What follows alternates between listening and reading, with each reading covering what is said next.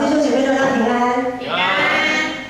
我想今天应该说这个礼拜了，应该是礼拜4还是礼拜5，你们应该就有在团契群组里面有收到那个第4季的施工计划跟排班表。好，那如果没有在教会群组里面的呢，也会在今天的招待桌楼下1楼的招待桌看到这个我们第4季的施工计划排班表，还有团契活动的就是一些轮班这样子。好，那在这个季表里面呢，我不晓得大家有没有去注意去看2021这个数字已经跑出来了。好，我们今年很快就要过去了。这个看起来好像是每一个礼拜、每一个月、每一季，每一年好像都差不多的这样的计划的过程当中呢，我不知道大家在今年有没有感觉到自己的信仰有一些提升。我不晓得大家对于自己今年所进行的，在信仰的这个角度上来看，不是我们的知识跟其他的一些工作经验啊，或者学校的成绩啊，不是这个部分。对于我们在信仰上的分数，大家给自己打几分？上个礼拜我们有谈到大卫他要将约柜运进耶路撒冷，可是呢，一不小心，一个利未人乌撒就被击杀。这个众人都看为好的事情呢，被上帝硬生生的踩着刹车。我想大家应该对上个礼拜的结论，或者是有一些我们讲的重点，或许还有一些印象。我们就来回想一下，在乌撒被击杀的这个事件呢，我们知道第一个，我们要小心谨慎的用上帝的标准来服侍，不是人的标准，不是自己的标准。好，第二个就是众人都看为好的事情，也不见得是上帝认为妥当的。好，那第三呢，就是乌撒的牺牲是圣洁的牺牲，他的牺牲是为了让大卫可以更亲近上帝，可以更向上帝走去。好，大卫呢就会被称为合神心意的人呢。我们从撒母耳记一直看他的这个走上王位的这个旅程，然后现在从历代志又再一次的回顾大卫的一生，会发现大卫真的是一个非常骁勇善战，好，而且呢可以奠定许多基础的人，他有很多的丰功伟业。但是同样，我们也在大卫的身上看到了许多缺点。比如说上个礼拜吧，他就也是看到他的失误，他让乌撒被击杀。然后呢，还有一个这历代志里面没有写的一个事件，大卫他抢夺了他的军官乌利亚的妻子拔示巴成为他的妻子。这也是一个大卫在人生当中非常大的一个黑点、污点。不止如此大卫犯的错还不止如此。在历代志21章，是我们最近的读经进度里面有记载了大卫呢，他因为一时的骄傲，不顾他臣子的反对，他就数点以色列所有带刀可以上战场的勇士。因为大卫这样子的数点带刀的勇士，好像我们想说现在要征兵啊什么的，数点勇士。因着大卫的骄傲，耶和华烈火的上帝他就降灾给以色列。以色列人因着这样子的事件，因着大卫去数点人数的这个事件呢，足足死了7万人。好，大约死了7万人。回顾大卫的一生，不如意的事情真的是10之8九。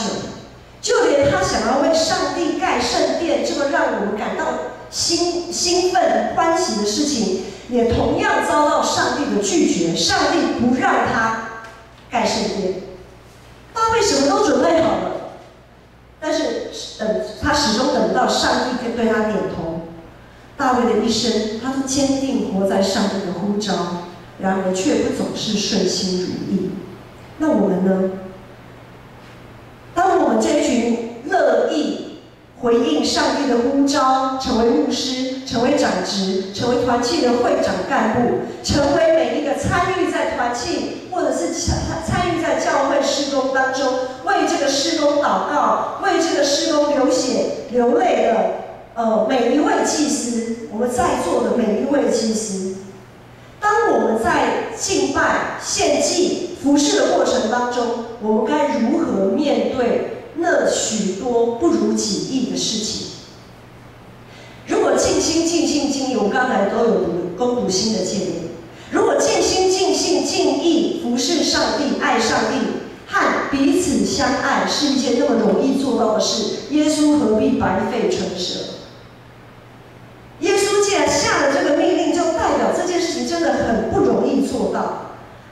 因为当我们尽心、尽性、尽意、卯足全力挖空心思，使出浑身解数要服侍上帝的时候，我们很容易忘记一件事情，我们很容易忘记彼此相爱，我们很容易忘记要接纳彼此的错误、彼此的失误。很多时候，当我们尽力去做的时候，都想要做到最好。但是，除了我们刚才会忽略的，还有一些事情，就是有些事情上帝不见得要你来做。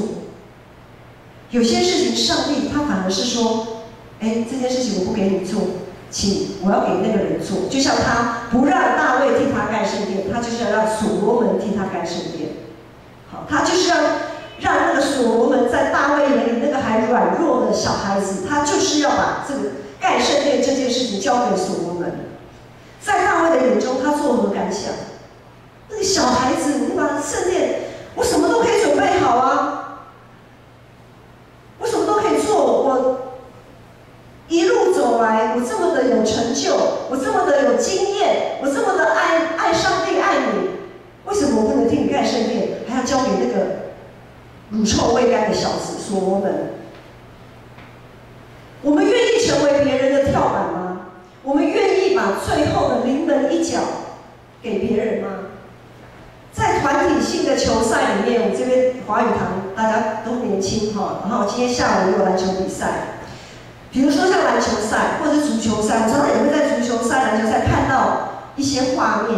当然，每一个球员他都有属于自己非常优秀的个人球技那个技巧，但是一场好看的团体球赛，我想大家都喜欢看球赛都知道，如果每个人都只强调个人技巧，大家都打自己、打开心的，这样的球赛有好看吗？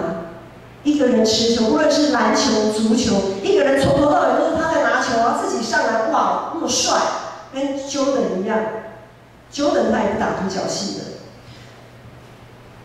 除了本身自己要有具备优良的专业技巧，我们最爱看球赛的地方，就是在不经意的时候，他把这个球 pass 给别人，让别人上篮得分，或者是 pass 给别人顶球啊。足球来讲，就把球顶给前面的人，然后让门框前面的人球就是自己的队员可以进球，可以得分。这个时候我们都会哇这样的整个欢呼起来，哇这个 pass 真的打得太好了，太赞了。但是有些时候我们在教会好像不是如此，有些时候我们会对于彼此的失误或错误会记得很清楚。这一次他这个事情他做得不好，我下次我不要再给他做了。我相信我们如果打篮球或打足球，碰到这样的事情，我每次 pass， 比如说我每次 pass 给宇翔，宇翔都投不进，好，我再也不 pass 给宇翔了。不会吧？不会这样子的，我们不会这样子打球的。可是我们在教会区往往会这个样子，我们对别人的失误跟错误记得很清楚，然后就下次再也不交给他做了，我也不要再跟他同工了，他总是扯我后腿。然后呢，我们在教会有的时候，我们也不习惯做球给别人打，我们喜欢别人能看到自己的成就。特别我们也有些人会很害怕别人会忘记我做过些什么。就像大卫，他最后还是坚持要数点人数，就是不要让人家忘记他。看我打了这么多场胜战，我这么多的勇士跟着我。我这一群同工多优秀啊！你看，意思是你们都没有，只有我厉害。每当团契会长要改选的时候，就表示今年的教会事工即将结束，告一段落。在最后这个冲刺的阶段，冲刺什么啊？刚才故事一开始说我们怎么样给自己的信仰打分数。过去这一年，我们要好好回想，每年到了年尾，我们都要回想这一年我们如何从跌跌撞撞的阴霾当中走出来。走出来了吗？我们要问自己，我们有走出我们心里的那个阴霾吗？我们该如何努力，才可以让今年有一个好的 ending， 然后让明年有一个好的开始？希伯来书12章第5节这里说，上帝说：“我儿啊，你不可轻看主的管教，被他责备的时候，也不要灰心。主所爱的人，主必管教。”在大卫的故事里，我们知道，由于上帝的介入，大卫他才可以调整自己的失误，看到自己的责任，然后最终他就还是把约柜迎进了耶路撒冷，成功的完成了他心头的那个他想要做的事情。再来，也由于上帝的介入，大卫他可以调整自己的自负跟骄傲，谦卑自己。他在数点人数这件事情上面，他诚心的接受上帝给他的惩罚。第三，由于上帝的介入，大卫他可以调整自己的心态，在建造圣殿的这件事情上面，他愿意成全别人。虽然那是他的儿子，他愿意成全别人，为继任者预备万事。大卫没有因为被上帝拒绝为他盖圣殿，他就发脾气。很多时候我们也会这样子，好啊，上帝不让我做，那我就不要做了，我什么都不要做，对不对？不做拉倒，我什么都不要做，别人厉害都给他做。可是大卫不这样想，当大卫被上帝拒于门外拒绝的时候，他仍然在为建造圣殿这件事情来预备。他仍然继续做他可以做的事情。在历代志上23章，从这一章开始，一直到26章，都一直在讲祭司利未人的排班服事。大卫数点那些能上战场的人，不得上帝的喜悦。但是当大卫在数点祭司利未人，他是为了要服侍圣洁的上帝。当大卫在为这些祭司利未人，不论是在至圣所的排班，还是在内院外院各地方的排班，在23到26章都有提到，大卫在为圣殿盖好以后，他做了许多的预备。虽然不是由他盖圣殿，大卫跟我们一样都是个有限的罪人。有限的罪人要参与圣洁上帝的计划，一定会被调整，一定会被调整。问题是我们愿不愿意被调整，还是我们总是想要选择自己喜欢做、想要做的，像大卫这样子。希伯来书4章15节到16节说，耶稣基督并非不能体贴我们的软弱，他也在各方面受试探，跟我们一样。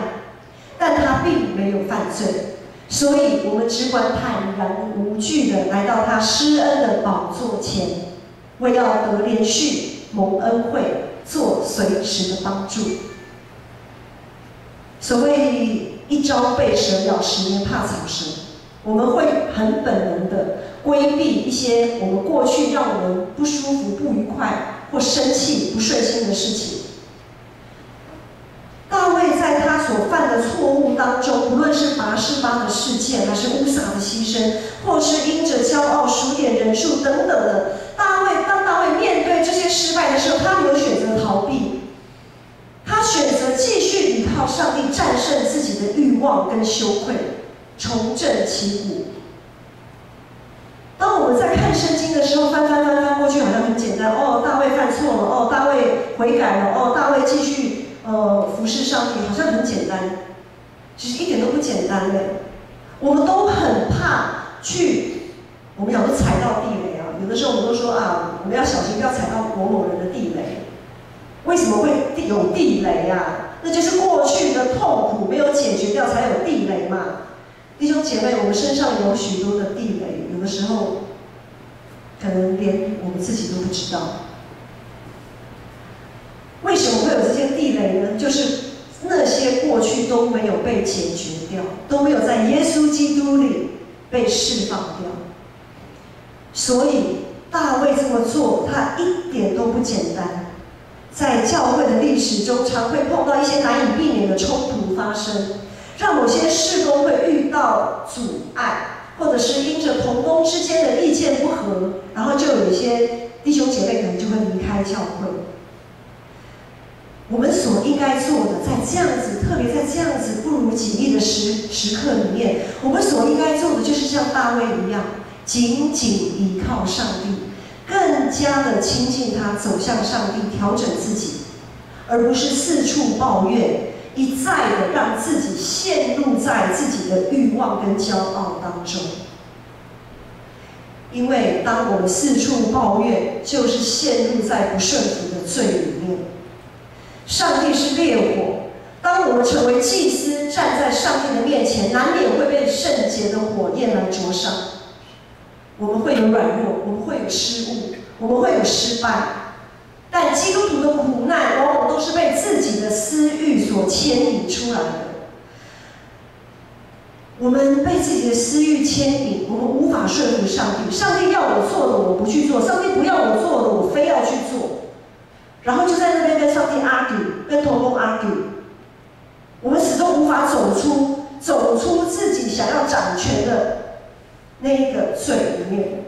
然后呢，我们就不相信上帝，就产生一种跟上帝有距离的那种痛苦。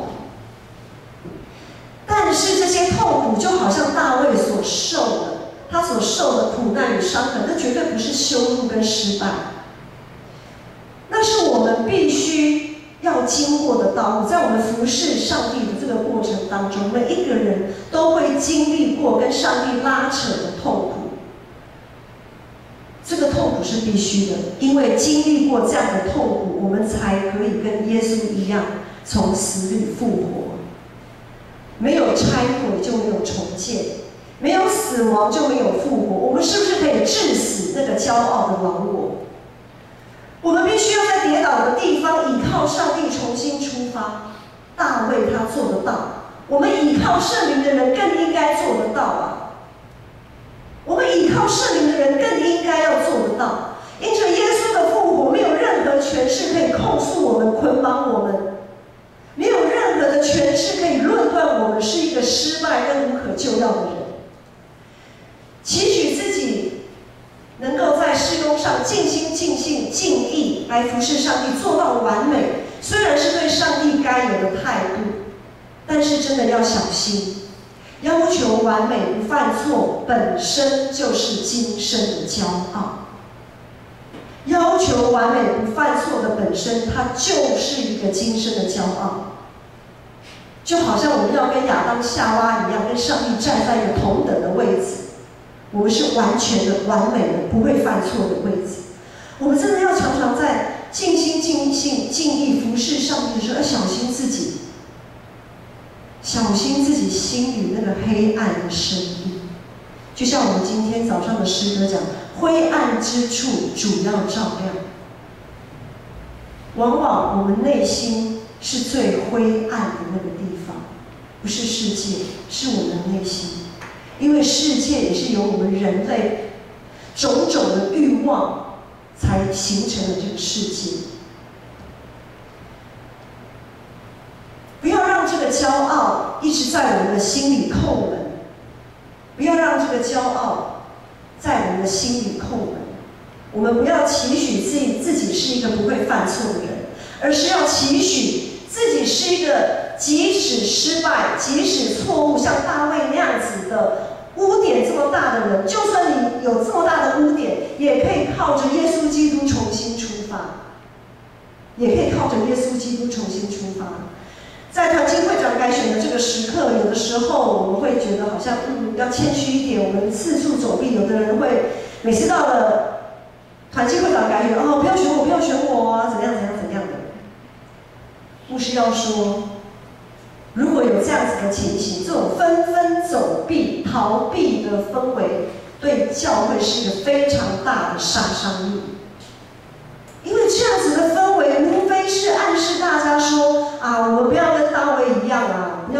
侍上帝，不要跟上帝靠那么近，免得怎么样被击杀了都不知道。好，不知者无罪嘛。我没有越靠近上帝，我就越安全，好像是这样子。我们会营造出这样的氛围。再来，我们会营造出另外一种氛围是什么呢？就是我现在已经很忙了，我没有办法了。意思是说，我的服事都是靠着我自己的才情能力，而不是依靠耶和华的灵。我们要依靠的是耶和华的灵，方能成事，不是吗？我们所做的服事，我们的工作，我们的情感，我们的婚姻，我们的家庭，我们都是要依靠上帝，不是依靠自己。如果我们都依靠自己，那我们信这个要干什么？越服事越甘甜，是因为能够跟上帝更亲近。越服事越甘甜，绝对不是因为我得了许多的掌声，哇，我享受在那个掌声里面，不是的。大卫相信上帝，顺服上帝，他从来没有为自己的失误、失败找借口。在历代志上面，我们从23章到26章看到许许多多祭司利未人的排班，也好像我们现在看的这个团契服事表里面所有的排班，当然还有很多的排班是不在这个服事表里面的。我不晓得当我们在读这一些经文段落的时候，你们有没有看到自己的身影？透过圣灵，我们跨越时间、空间的限制，我们承接了这一群以色列百姓，承接了这一群祭司利未人，然后我们承接了这样子敬拜上帝、服事上帝的工作。我们所受的、面对的困难，不会比他们来得大。要想想，历代志的读者，牧师在提醒大家，历代志的读者是一群什么样子的人？百废待举、荒凉，连圣殿都看不到，连圣殿都还是残壁、破垣残壁这样子。可是他们却要在这个时候，要再鼓起勇气，兴起他们的灵，兴起他们的信心来回应上帝的呼召。虽然时代不断的在变迁，会有许多的服事需要调整，但是总有一群愿意回应上帝呼召的人，站在自己的岗位上。成全众圣徒、万民皆祭司，绝对不是口号。每一季的祭表，都是为了要提醒我们彼此，我们要用祷告，用我们的尾声来拖住彼此。我们的名字不会只记在这里的，我们的名字会记在天上。就算你的名字没有被记在这里，当你在默默的服事、默默的在参与教会的事工、默默的付出的时候，你的名字也依然会记在天上。而我们要求的是什么？这张表再过几个月，它就会丢到资源回收桶，朽烂、腐朽。但是记在天上，我们的名字永远在上帝的手里，永远在上帝的册子里，不会被虫咬掉，不会被虫蛀坏。弟兄姐妹，在这一场服事的路程当中，我们都是基督徒，我们都是耶稣基督的门徒，我们都是受他呼召要来回应他，要来服事他的祭司。我们要一起起立站立来唱这首诗歌。或许在这一路上，你们的内心累积了许多的地雷，可能你知道，可能你不知道。求主光照，我们要举目仰望，我们的灰暗之地要由主来照亮。我们要用我们真实的自己来敬拜。举目仰望，灰暗之地照亮，尊荣君王，你认得我的模样，亲爱救主，渴慕你来到身旁，